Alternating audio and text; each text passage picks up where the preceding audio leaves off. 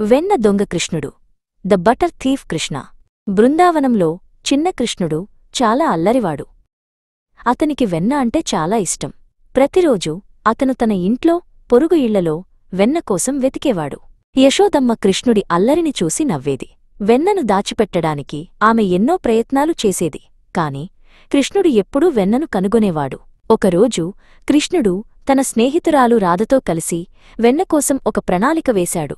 గోపికలు తమ ఇళ్లలో వెన్నను ఎక్కడ దాచారో వారికి తెలుసు. గోపికలు తరచుగా యశోదమ్మ దగ్గరకు వచ్చి, యశోదమ్మా, నీ కృష్ణుడు మా వెన్న అంతా దొంగిలిస్తున్నాడు అని ఫిర్యాదు చేసేవారు. యశోదమ్మ కృష్ణుణ్ణి అడిగింది, కృష్ణా, నువ్వు వెన్న దొంగిలిస్తున్నావా? కృష్ణుడు అమాయకంగా చూస్తూ, నేను కాదు అమ్మా, నేను ఎప్పుడూ వెన్నను దొంగిలించను అని చెప్పేవాడు. ఒకసారి గోపికలు వెన్నను చాలా ఎత్తులో దాచారు. కృష్ణుడు తన స్నేహితురాలు రాధతో కలిసి ఒక మానవ పిరమిడ్ను ఏర్పాటుచేసి వెన్నకుండను చేరుకున్నాడు. వెన్నను పట్టుకున్న తర్వాత కృష్ణుడు తన స్నేహితులతో పంచుకున్నాడు. కొన్నిసార్లు అతను కోతులకు కూడా వెన్ననిచ్చేవాడు. గోపికలు ఫిర్యాదు చేసినప్పటికీ కృష్ణుడి అల్లరిని వారు రహస్యంగా ప్రేమించేవారు. అతని చిలిపి పనులు వారికి ఆనందాన్ని కలిగించేవి. కృష్ణుడి చిలిపి పనులు బృందావనంలో అందరికీ ఆనందాన్ని, నవ్వులను తెచ్చాయి. అతని దైవిక ఆకర్షణ అందరినీ మంత్రముగ్ధులను చేసింది. కృష్ణుడు కేవలం వెన్న దొంగ మాత్రమే కాదు, ప్రేమను, ఆనందాన్ని పంచే దైవం. అతని లీలలు ఎప్పటికీ బృందావన ప్రజల హృదయాలలో నిలిచిపోయాయి. గోవాకు విమాన ప్రయాణం, ఫ్లైట్ టు గోవా. శ్రీజకు తన స్నేహితురాళ్లతో కలిసి గోవా వెళ్లాలని చాలా రోజులుగా కల. ఆ రోజు రానే వచ్చింది. తన లగేజీని చూసుకుంటూ శ్రీజ ఆనందంతో ఉబ్బితబ్బిబ్బైపోయింది. ఎయిర్పోర్ట్కు చేరుకోగానే శ్రీజ తన ప్రాణ స్నేహితురాలు హాసిని, నిత్యలను చూసింది. ముగ్గురూ ఒకరినొకరు కౌగిలించుకుని వారి ప్రయాణం మొదలైనందుకు ఎంతో సంతోషించారు. చెక్ఇన్ కౌంటర్ దగ్గర చాలామంది ఉన్నారు. హాసిని, నిత్య తమ బోర్డింగ్ పాస్లు తీసుకుంటూ విమాన ప్రయాణం గురించి ఉత్సాహంగా మాట్లాడుకుంటున్నారు. సెక్యూరిటీ చెక్ దగ్గర నిత్య, శ్రీజ కొంచెం కంగారుపడ్డారు. కాని త్వరగానే అంతా పూర్తయింది. ఇద్దరూ చేతులు పట్టుకుని ముందుకు సాగారు. బోర్డింగ్ గేట్ దగ్గర కూర్చుని శ్రీజ, హాసిని విమానాలను చూస్తూ మురిసిపోయారు. పెద్ద పెద్ద విమానాలు ఆకాశంలోకి దూసుకుపోవడం వారికి ఎంతో నచ్చింది. బోర్డింగ్ అని అనగానే ముగ్గురూ ఉత్సాహంగా విమానం వైపు నడిచారు. తమ సీట్లను వెతుక్కుంటూ శ్రీజ, హాసిని నవ్వుకుంటూ ముందుకు సాగారు. విమానం టేకాఫ్ అవుతుండగా శ్రీజ కిటికీలోంచి బయటికి చూసింది. నగరం చిన్నదైపోతూ దీపాలు మెరుస్తూ కనిపించాయి. ఆమె కళ్ళు ఆశ్చర్యంతో పెద్దవయ్యాయి. విమానంలో ప్రయాణం చాలా సరదాగా సాగింది. హాసిని, నిత్య కబుర్లు చెప్పుకుంటూ చిరుతిళ్లు తింటూ నవ్వుతూ గడిపారు. మనం గోవాకు చేరుకుంటున్నాం అని పైలట్ అనగానే శ్రీజ, నిత్య కిటికీలోంచి బయటికి చూశారు. నీలి సముద్రం, పచ్చని కొబ్బరి చెట్లు కనిపించాయి. గోవా ఎయిర్పోర్ట్ నుండి బయటకు రాగానే వెచ్చని గాలివారిని ఆహ్వానించింది. శ్రీజ, హాసిని ముఖాలపై చిరునవ్వుతో తమ సెలవులను ఆస్వాదించడానికి సిద్ధంగా ఉన్నారు. సిరిసిల్ల నరసయ్య కథ. సిరిసిల్ల నగరం, నేతన్నల నేల. అక్కడ నరసయ్య అనే ఒక వృద్ధ నేతన్న ఉండేవాడు. అతని చేతిలో మగ్గం ఒక కథ చెప్పే యంత్రంలా ఉండేది. నరసయ్య నేసిన ప్రతి చీర, ప్రతి వస్త్రం ఒక ప్రత్యేకమైన కథను చెప్పేది. అతని డిజైన్లలో సిరిసిల్ల ప్రకృతి, పండుగలు, ప్రజల జీవితాలు ప్రతిబింబించేవి. ఒకరోజు అర్జున్ అనే 10 ఏళ్ల కుర్రాడు నరసయ్య ఇంటికి వచ్చాడు. మగ్గం చప్పుడు విని అతని మనసులో ఆసక్తి కలిగింది. తాతయ్యా, మీరు ఏం చేస్తున్నారు అని అర్జున్ అడిగాడు. నరసయ్య నవ్వి, కథలు నేస్తున్నాను నాయనా అన్నాడు. నరసయ్య అర్జున్కు రంగురంగుల దారాలను చూపించాడు. ప్రతి దారానికి ఒక భావముంటుంది, వాటిని కలిపితే ఒక కథ అవుతుంది అని వివరించాడు. అర్జున్ ప్రతిరోజూ నరసయ్య దగ్గరకు వచ్చి మగ్గం పనిని శ్రద్ధగా గమనించేవాడు. నరసయ్య ఓపికగా అతనికి నేర్పించేవాడు. దారాలను ఎలా అమర్చాలి, డిజైన్లను ఎలా రూపొందించాలి అని అర్జున్ నెమ్మదిగా నేర్చుకున్నాడు.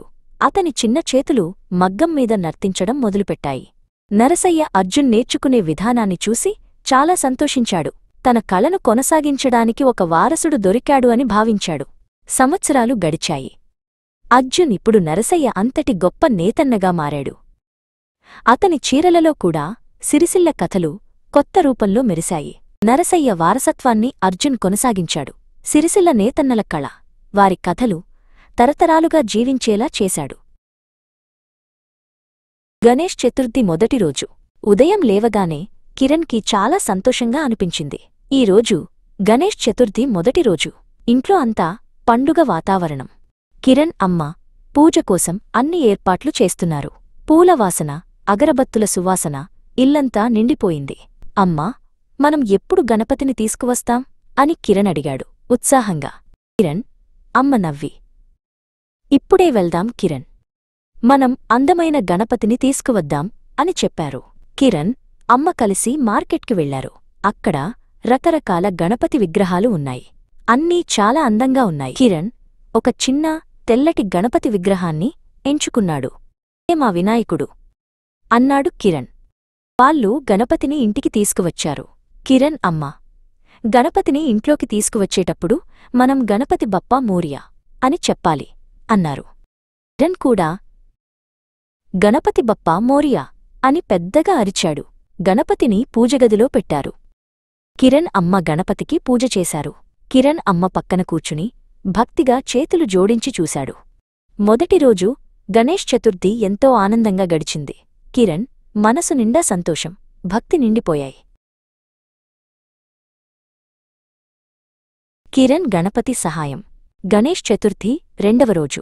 కిరణ్ ఉదయాన్నే నిద్రలేచి చాలా సంతోషంగా ఉన్నాడు. అతని ఇంట్లో గణపతి విగ్రహం చాలా అందంగా అలంకరించబడి ఉంది. కిరణ్ తన అమ్మతో కలిసి పూజలో పాల్గొన్నాడు. అమ్మా, గణపతి పండుగ అంటే నాకు చాలా ఇష్టం అన్నాడు కిరణ్. పూజ తరువాత కిరణ్ తన స్నేహితులతో ఆడుకోవడానికి బయలుదేరాడు. దారిలో ఒక వృద్ధుడు బరువుగా ఉన్న సంచిని మోయడానికి కష్టపడుతున్నాడు. కిరణ్ ఆ వృద్ధుడిని చూసి ఆగిపోయాడు. తాతా, నేను మీకు సహాయం చేయనా అని అడిగాడు. వృద్ధుడు సంతోషంగా నవ్వాడు. అవును బాబూ, చాలా బరువుగా ఉంది, సహాయం చేస్తే బాగుంటుంది అన్నాడు. కిరణ్ వెంటనే సంచిని పట్టుకుని వృద్ధుడితో కలిసి నడవడం మొదలుపెట్టాడు. సంచి కొంచెం బరువుగా ఉన్నా కిరణ్ సంతోషంగా మోస్తున్నాడు. వాళ్ళు వృద్ధుడి ఇంటికి చేరుకున్నారు. చాలా ధన్యవాదాలు బాబూ, నీ సహాయం మర్చిపోలేను అన్నాడు వృద్ధుడు. కిరణ్ చిరునవ్వుతో, ఇది గణపతి పండుగ కదా తాతా, అందరికీ సహాయం చేయాలి అన్నాడు. కిరణ్ ఇంటికి తిరిగి వస్తుండగా అతని మనసులో ఒక కొత్త ఆనందం నిండిపోయింది. సహాయం చేయడంలో ఉన్న సంతోషం అతనికి అర్థమైంది. ఆ రోజు రాత్రి కిరణ్ గణపతి విగ్రహం వైపు చూస్తూ నిద్రపోయాడు. సహాయం చేయడమే నిజమైన పండుగ స్ఫూర్తి అని అతను గ్రహించాడు. కిరణ్ గణపతి సహాయం మూడవ రోజు. గణేష్ చతుర్థి మూడవ రోజు ఉదయం. కిరణ్ నిద్రలేచి తన గది కిటికీ నుండి బయట చూశాడు. గణపతి పండుగ సందడి ఇంకా కొనసాగుతోంది. అమ్మా, ఈరోజు మనం ఎవరికైనా సహాయం చేయగలమా అని కిరణ్ తన అమ్మనడిగాడు. అతని అమ్మ చిరునవ్వుతో, ఖచ్చితంగా కిరణ్, ఎప్పుడూ మంచి పనులు చేయాలి అంది. కిరణ్ తన స్నేహితులతో ఆడుకోవడానికి బయలుదేరాడు. దారిలో అన్విత అనే అమ్మాయి తన బొమ్మను పోగొట్టుకుని ఏడుస్తూ కనిపించింది. కిరణ్ అన్విత దగ్గరకు వెళ్ళి, ఏమైంది అన్విత, ఎందుకు ఏడుస్తున్నావు అని అడిగాడు. అన్విత కన్నీళ్లతో, నాకు చాలా ఇష్టమైన బొమ్మ పోయింది, అది లేకుండా నాకు నిద్ర పట్టదు అని చెప్పింది. కిరణ్ ఆలోచించాడు. కంగారు పడకు అన్విత, నేను నీ బొమ్మను వెతకడానికి సహాయం చేస్తాను అన్నాడు. కిరణ్ అన్విత కలిసి వీధిలో బొమ్మ కోసం వెతకడం మొదలుపెట్టారు. వారు ప్రతి మూల, ప్రతి చెట్టు కింద చూశారు. కొంతసేపటి తర్వాత ఒక పొదలో అన్విత బొమ్మ కనిపించింది. అన్విత ఆనందంతో గట్టిగా కేకవేసింది. చాలా ధన్యవాదాలు కిరణ్, నువ్వు లేకపోతే నా బొమ్మ దొరికేది కాదు అని అన్విత కిరణ్ను కౌగిలించుకుంది. కిరణ్ ఇంటికి తిరిగి వచ్చాడు.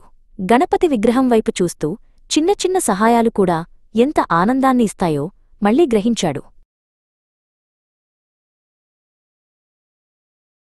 కిరణ్ గణపతి సహాయం నాలుగో రోజు. గణేష్ చతుర్థి నాలుగో రోజు ఉదయం. కిరణ్ నిద్రలేచి నిన్న అన్వితకు సహాయం చేసిన ఆనందాన్ని గుర్తుచేసుకున్నాడు. అతని మనసులో ఏదో కొత్త పని చేయాలనే ఉత్సాహం నిండి ఉంది. అమ్మా, ఈరోజు మనం ఇంకేమైనా మంచి పని చేయగలమా అని కిరణ్ తన అమ్మను అడిగాడు. అమ్మ అతని ఉత్సాహాన్ని చూసి మురిసిపోయింది.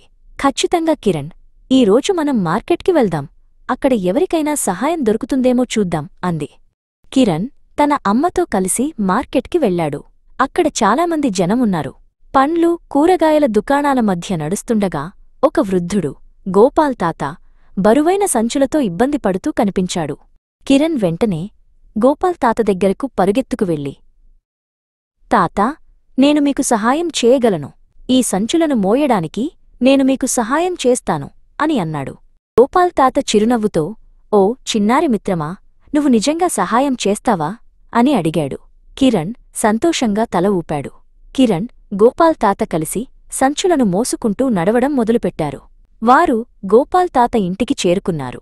చాలా ధన్యవాదాలు కిరణ్, నువ్వు లేకపోతే ఈ బరువును మోయడం నాకు చాలా కష్టమయ్యేది అని గోపాల్ తాత కృతజ్ఞతగా చెప్పాడు. గోపాల్ తాత లోపలికి వెళ్ళి కొన్ని లడ్డూలు తెచ్చి కిరణ్కిచ్చాడు. ఇవి నీకు బహుమతి, నా సహాయానికి అన్నాడు. కిరణ్ చిరునవ్వుతో, ధన్యవాదాలు తాతా, కాని నాకు బహుమతి వద్దు, మీకు సహాయం చేయడమే నాకు పెద్ద బహుమతి అని చెప్పాడు. కిరణ్ తన అమ్మతో కలిసి ఇంటికి తిరిగి వచ్చాడు. అతని మనసు ఆనందంతో నిండిపోయింది. చిన్న చిన్న సహాయాలు కూడా ఎంత పెద్ద ఆనందాన్ని ఇస్తాయో అతనికి మళ్లీ అర్థమైంది. కిరణ్ తన ఇంటిలో ఉన్న గణపతి విగ్రహం వైపు చూశాడు.